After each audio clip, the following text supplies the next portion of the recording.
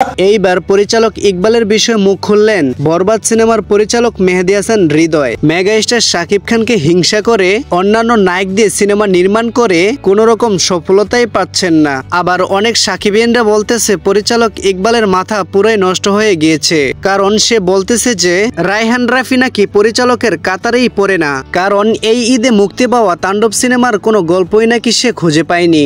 গল্প যদি না থাকে সিনেমায় কখনো চলবে না। পরিচালক টাকলা ইকবালের তাহলে আগে ইকবাল বলে আগের কত টাকলা পরে কইতো আমার ইকবাল, কারণ ওরে এই সিনেমাগুলো দেখায়া বাথরুমিং না টয়লেটে ফ্লাশ করে দেওয়া দরকার।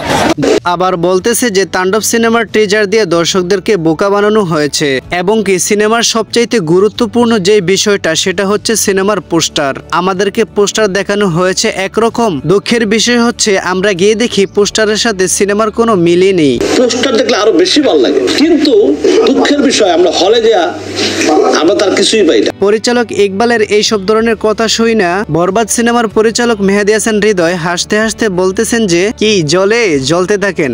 জ্বলে জ্বলে না, জ্বালায় লাভ নাই ভাই, যে পারে সব জায়গায় পারে। জ্বলতে থাকেন ভাই। জীবনের সবচাইতে মারাত্মক ভুল করে বসলেন পরিচালক ইকবাল। সকলের সামনে হিরো সাজতে গিয়ে এখন সে নিজের ক্যারিয়ারের 12টা বাজিয়ে দিয়েছে। গত ঈদে যখন মেহেদী হাসান হৃদয়ের পরিচালনায় বরবাদ সিনেমাটা রিলিজ হয়েছিল, ওই সময়ও পরিচালক ইকবাল শাকিবকে ছোট করে কথা বলতে বলেননি। এক্স্যাক্টলি সেম কাজটা সে আবারও করে বসেন। এই ঈদে মুক্তি পেয়েছে রায়হান রাফির পরিচালনায় তাণ্ডব সিনেমা। এই তাণ্ডব সিনেমা নিয়েও ইকবালের প্রচুর মাথা ব্যথা। সে মিডিয়ার সামনে এসে ডিরেক্টলি বলেন যে রায়হান রাফিকে আমি 2 টাকা দিয়েও গণি না, এবং কি সে কোনো পরিচালকের কাতারেই পড়তে পারে না। এই যে তাণ্ডব সিনেমা নির্মাণ করেছে শাকিবকে দিয়ে, এগুলা কোনো সিনেমা হইল?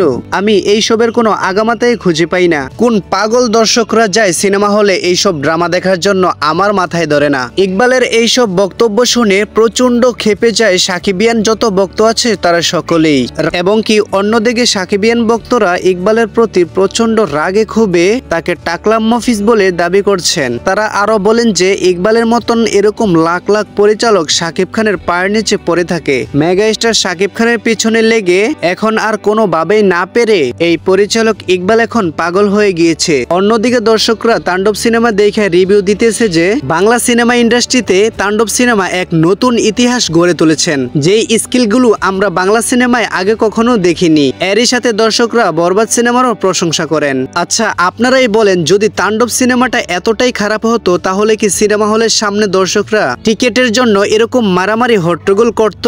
এই সিনগুলা কি মাথা মোটা ইকবালের চোখে পড়েনি? এত কিছুর পরেও সাকিবিয়ান ভক্তরা ইকবালকে বলতেছে যে আপনি যেহেতু একজন পরিচালক, সবকিছু বাদ দিয়ে আমাদের মেগা স্টার শাকিব খানকে নিয়ে সিনেমা নির্মাণ করা শুরু করে দেন, এবং কি আমাদের বাংলাদেশের প্রত্যেকটা সিনেমা হল একমাত্র শাকিব খানের জন্যই কিন্তু চালু রয়েছে। আপনি একজন মেগা স্টারের সাথে পাল্লা দিয়ে হিরো আলম কোম্পানির নায়ক দিয়ে সিনেমা নির্মাণ করলে তো আপনি কখনোই সফল হতে পারবেন না। প্রিয় দর্শক, সম্পূর্ণ ভিডিওটি আপনাদের কাছে ভালো লেগে থাকলে একটি লাইক দিয়ে চ্যানেলটি সাবস্ক্রাইব করে দিবেন।